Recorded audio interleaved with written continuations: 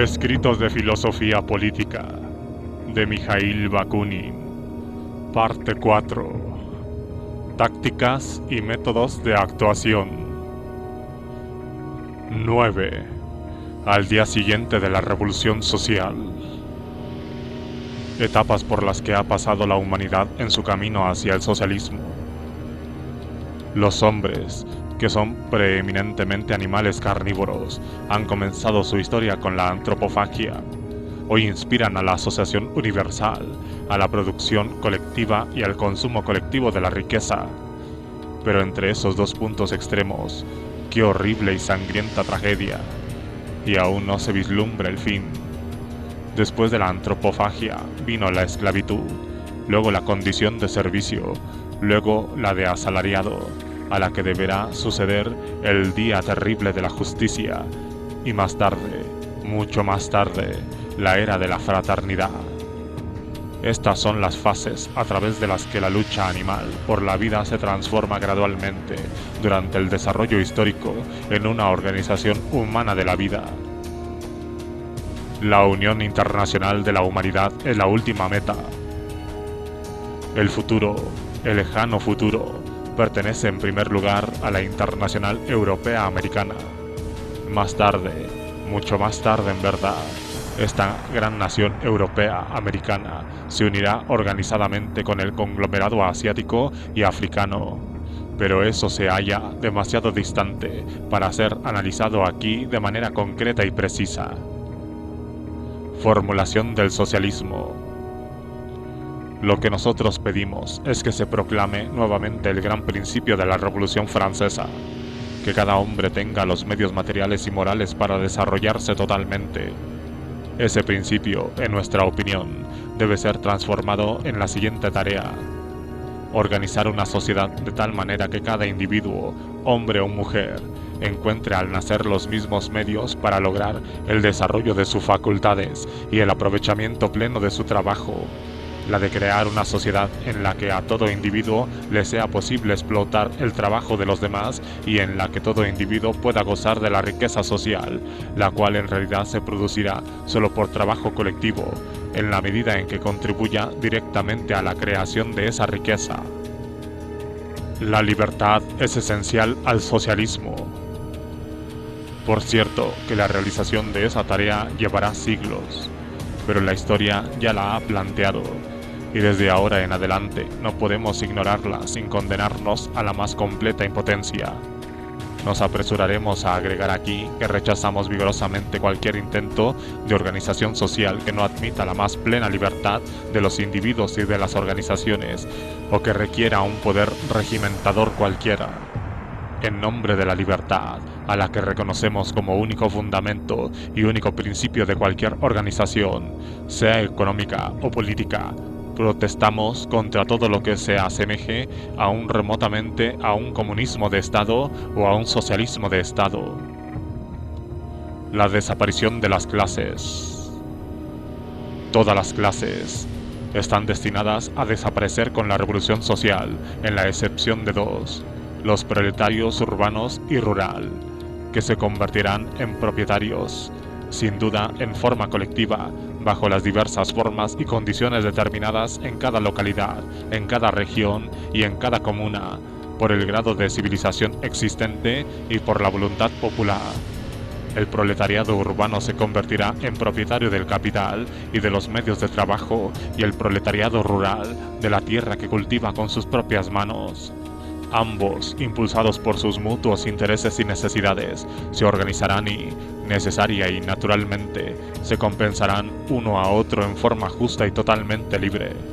Nuestro programa incluye la organización de la sociedad mediante la libre federación desde abajo hacia arriba de las asociaciones de trabajadores, industriales y agrícolas, así como científicas, artísticas y literarias, primero en una comuna, luego de comunas en regiones, de regiones en naciones y de naciones en una fraternal asociación internacional.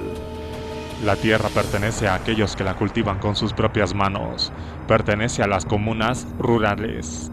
El capital y todos los medios de producción pertenecen a los trabajadores urbanos, a las asociaciones de trabajadores. Toda la organización del futuro no debe ser otra cosa que una libre federación de trabajadores, tanto rurales como fabriles y artesanos. La organización federalista progresará libremente. No afirmo que los pueblos, reorganizados de esta manera, libremente organizados desde abajo hacia arriba, crearán inmediatamente una organización ideal, coincidente en todo sentido con el tipo de organización que imaginamos o soñamos. Pero sí estoy convencido de que será una organización viviente, 1000 veces superior y más justa que la actual. Además, estando por una parte abierta a la propaganda activa de las ciudades y, por otra, tratándose de un tipo de organización que no puede fijarse o, por decirlo así, petrificarse debido a la protección del Estado o de la ley, pues entonces no existiría ni Estado ni ley. Cada nueva organización local que surja en los pueblos será capaz de progresar libremente y de continuar ese desarrollo en forma indefinida. No dejará de ser, simultáneamente, una organización viviente y libre, y no producida ni promovida por decreto o por ley, y será capaz de desarrollarse hasta cualquier grado. Cuando la vida y la acción espontánea, paralizadas durante siglos por obra del omnipotente Estado, van a ser devueltas a las comunas en virtud de la abolición del Estado, es natural que cada comuna tome como punto de partida de su nuevo desarrollo no la situación intelectual y moral adscrita a ella por la mentira oficial, sino el estado real de civilización. Y puesto que el grado de civilización real difiere mucho entre una y otra comuna francesa, así como en las comunas del resto de Europa, necesariamente se darán diferencias importantes entre la velocidad de su desarrollo progresivo, lo que puede llevar al comienzo a una guerra civil entre comunas y luego, inevitablemente, a su mutuo acuerdo, al desarrollo de una comprensión mutua, al equilibrio social y a la armonía. Aparecerá entonces una nueva vida y un nuevo mundo. Integración del trabajo manual y del trabajo intelectual. El ideal aparece para el pueblo, en primer lugar, como fin de la pobreza y como plena satisfacción de todas sus necesidades materiales por medio del trabajo colectivo, obligatorio e igual para todos. El trabajo material aislado, así como todo trabajo intelectual, en el campo de la investigación y de la invención, no debe ser retribuido. Pero, ¿cómo se arreglarán entonces para vivir los hombres de talento, los hombres de genio? Por supuesto, vivirán realizando un trabajo manual y colectivo como todos los demás. ¿Y qué? ¿Acaso se quiere someter a las grandes inteligencias a la indignidad del trabajo manual, al mismo trabajo de las mentes inferiores? Sí, precisamente queremos eso por dos razones. Primero, estamos convencidos de que las grandes inteligencias, lejos de perder, ganarán, por el contrario, mucho en salud y vigor mental, y sobre todo en espíritu de solidaridad y de justicia. Y segundo, porque nos parece este el único medio para elevar y humanizar el trabajo manual, e instituir así una verdadera igualdad entre los hombres. Nos parece un error creer, como lo hacen algunos, que después de la revolución social todos serán igualmente sabios. La ciencia, tal como hoy, seguirá siendo uno de los numerosos campos especializados, con la diferencia de que esa especialidad, accesible en la actualidad solo a los individuos pertenecientes a las clases privilegiadas, será luego, cuando desaparezcan las distinciones de clase para siempre, accesible a todos los que tengan vocación o deseo de estudiar, pero no a expensas del trabajo común manual, que será obligatorio para todos. Únicamente, la instrucción científica general se convertirá en patrimonio común, principalmente el conocimiento general del método científico, el aprendizaje de la forma de pensar de la ciencia, es decir, de generalizar a partir de los hechos y extraer de ellos conclusiones válidas en mayor o menor grado. Tanto el trabajo como la ciencia se beneficiarán por la integración entre el trabajo intelectual y manual. Sin embargo, se nos pregunta, si todos van a ser educados, ¿quiénes querrán trabajar? Nuestra respuesta es simple, todos trabajarán y todos serán educados. El conocimiento del sabio se tornará más fecundo, más útil, tendrá mayor alcance cuando ya no desconozca el trabajo físico. y la labor del obrero instruido será realizada más inteligentemente y, por consiguiente, será también más productiva que realizada por un obrero ignorante. De aquí se desprende que redunda en beneficio tanto del trabajo como de la ciencia que no existan más trabajadores ni científicos, sino únicamente hombres. La ciencia en el periodo de transición. Es posible y hasta probable que en el periodo de transición más o menos prolongado, que naturalmente seguirá a la estela de una gran crisis social, las ciencias más elevadas descenderán a un nivel mucho más bajo del que tienen en este momento. Lo que la ciencia pierde en excelsitud sublime, ¿no lo ganará acaso ampliando su base? Sin duda, al comienzo habrá menos científicos ilustres, pero se habrá reducido en gran medida la cantidad de personas ignorantes. No existirán más unos pocos agradecidos que alcanzan los cielos, sino que en su lugar habrá millones que ahora se encuentran aplastados por sus condiciones de vida. Ellos recorrerán el mundo como hombres libres y orgullosos de sí mismos. No existirán semidioses, pero tampoco habrá esclavos. Los semidioses y los esclavos se habrán humanizado. Los primeros descenderán algo y los otros se elevarán mucho. No habrá lugar entonces para la divinización ni para el desprecio. Todos los hombres se unirán y marcharán con sano vigor hacia nuevas conquistas de la ciencia y de la vida. La absorción de la burguesía derrotada en el nuevo orden socialista. El socialismo emprenderá una guerra despiadada contra las posiciones sociales, pero no contra los hombres. Y una vez que esas posiciones hayan sido destruidas, la gente que las había ocupado, ya desarmada y desprovista de todo medio de acción, se volverá inicua y mucho más débil. Se los aseguro que el obrero más ignorante. Su poder actual no reside en ellos como tales ni en sus cualidades intrínsecas, sino en su riqueza y en el respaldo que obtienen del Estado. La revolución social, entonces, no solo los perderá, sino que habiéndolos derribado y despojado de sus armas, los incorporará nuevamente y les dirá: y ahora que ustedes se han convertido en nuestros iguales, queridos camaradas, prepárense a trabajar junto a nosotros. En el trabajo, como en todo lo demás, es el primer paso el más difícil y los ayudaremos fraternalmente a superar esa dificultad. Pues cualquier persona que siendo fuerte y gozando de buena salud no quiera ganar su sustento trabajando, tendrá el derecho a dejarse morir de hambre en el caso que no se resigne a una humilde y miserable existencia como protegido de la ciudad pública, pues seguramente no se le negará la satisfacción de sus necesidades básicas. En cuanto a sus hijos, no hay duda de que se convertirán en bravos trabajadores, en hombres libres e iguales. En la sociedad habrá ciertamente menos lujo, pero mayor riqueza, y aún más, habrá una clase de lujo ahora ignorada por todos: el lujo de la humanidad, la felicidad del desarrollo integral y de la plena libertad de todos en la igualdad de todos. El terrorismo es ajeno a la verdadera revolución social. Todas las otras clases, excepto el proletariado rural y urbano, deben desaparecer de la faz de la tierra. Deben desaparecer no los individuos que las componen, sino las clases. El socialismo no es cruel, es 1000 veces más humano que el jacobinismo, es decir, que la revolución política. No está dirigido contra los individuos ni aun contra los más abominables, pues comprende muy bien que todos los individuos, buenos o malos, son producto inevitable de la posición social creada para ellos por la sociedad y por la historia. En verdad, los socialistas no son capaces de evitar que la gente, en los primeros días de la revolución, dé rienda suelta a su furia, suprimiendo a sus enemigos más odiosos, más feroces y peligrosos. Pero una vez que pase el huracán, los socialistas se opondrán con todo su poder, en un sentido político y jurídico, a una carnicería hipócrita perpetrada a sangre fría. Al respecto, la revolución no es no vindicativa ni sangrienta.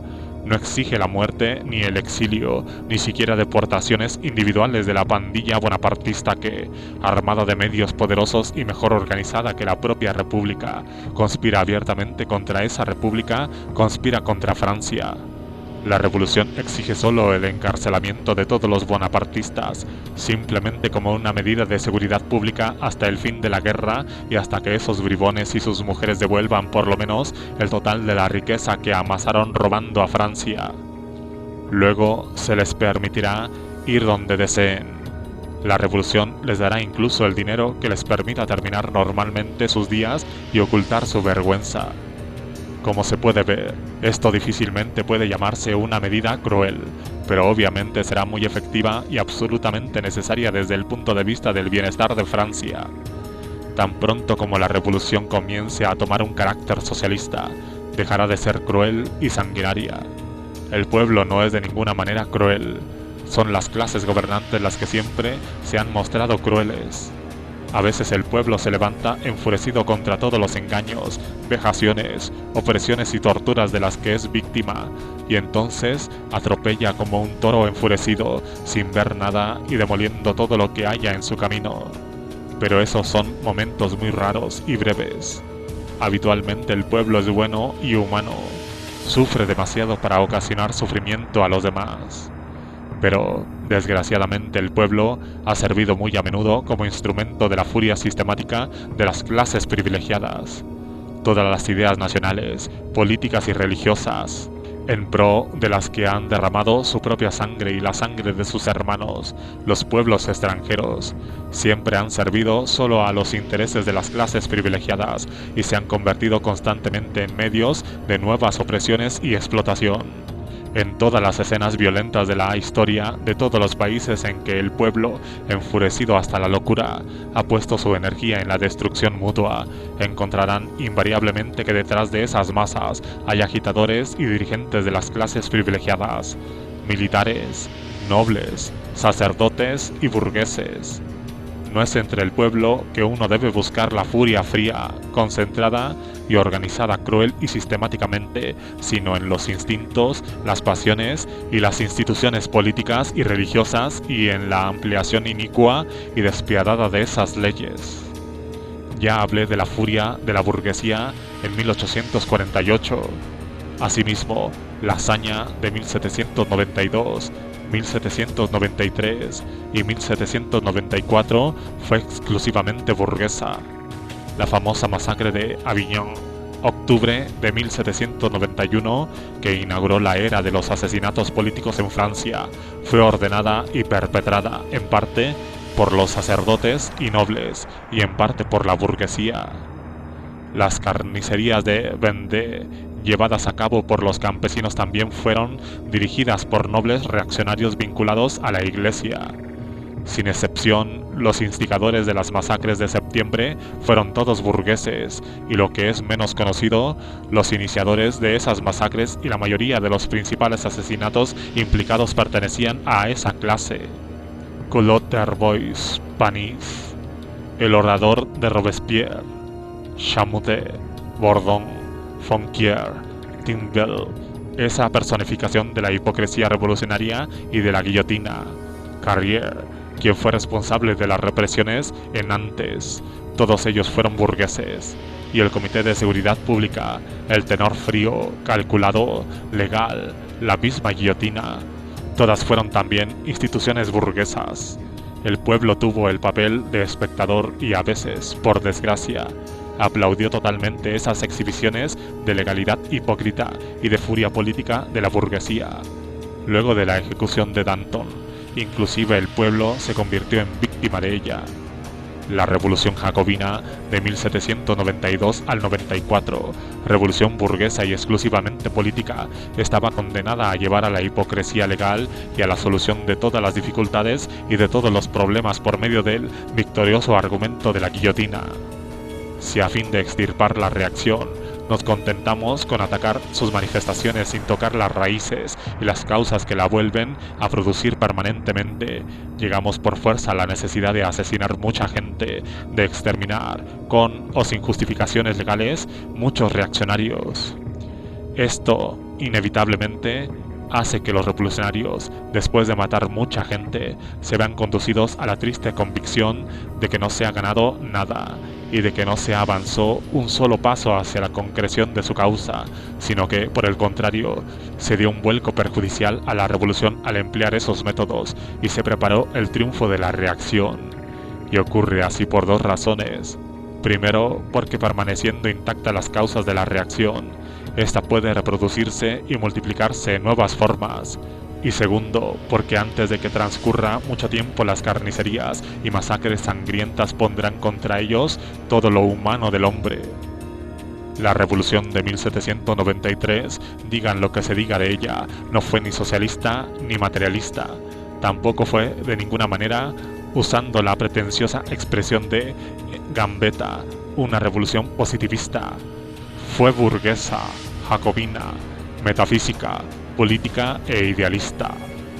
Generosa y arrolladora en sus aspiraciones, pugnaba por una cosa imposible: establecer una igualdad ideal en medio de la desigualdad material. Al tiempo que preservaba como fundamentos sagrados todas las condiciones de la desigualdad económica, quería poder unir y desarrollar a todos los hombres en un arrebatador sentimiento de fraternidad, de igualdad humana, intelectual, moral, política y social. Ese fue su sueño, su religión manifestada por el entusiasmo, por los actos inmensamente heroicos de sus mejores y más grandes representantes. Pero la realización de ese sueño era imposible porque iba en contra de todas las leyes naturales y sociales.